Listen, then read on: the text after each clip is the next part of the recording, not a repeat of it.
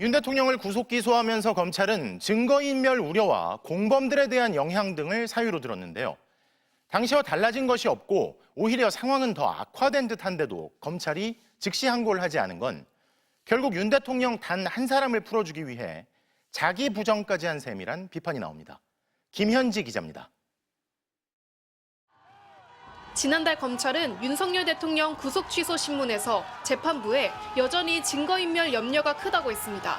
또 불구속 재판이 이뤄질 경우 공범들과 말을 맞추거나 증언을 해야 할 부하들이 압박을 느낄 수 있다고도 했습니다.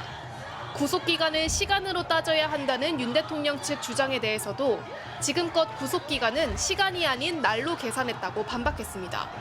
검찰이 즉시 항고를 포기하면서 자신들이 내세웠던 구속 사유의 타당성을 스스로 부인한 셈이 됐습니다. 천대엽 법원행정처장도 구속기간 계산법에 대해 법원 판단을 존중해야 한다면서도 견해가 엇갈리고 있다고 했습니다.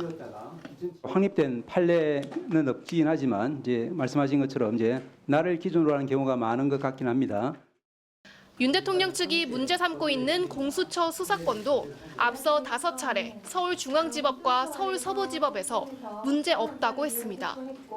지난 1월 윤 대통령 측의 체포영장 이의 신청을 기각할 때도 서울서부지법은 공수처의 수사 범위에 포함되는 직권남용죄에 대한 혐의 사실이 포함돼 있어 이와 관련된 내란죄를 수사할 수 있다고 했습니다. 지금 계속 반복하시겠다는 건데요. 내란죄뿐만 아니라 제가 공수처장께 다시 한번 묻습니다. 지금 그럴 생각 전혀 없습니까? 저희들의 업무 집행에 적법 절차 위반한 점이 전혀 없습니다. 공수처 수사권 논란도 구속기간 계산법 논란도 다퉈볼 여지가 많은데 심우정 검찰총장은 즉시 항고를 하지 않겠다는 겁니다. 대통령부터 시작이라는 말들을 많이 하는데 이것은 교묘한 어떤 대통령에 대한 특혜, 시비를 불러오려고 하는 나쁜 의도가 있다고 생각합니다. 윤 대통령 측의 부인에도 불구하고 결국 검찰이 윤 대통령만을 위한 결정을 하려는 것 아니냐는 비판은 피할 수 없어 보입니다. MBC 뉴스 김현지입니다.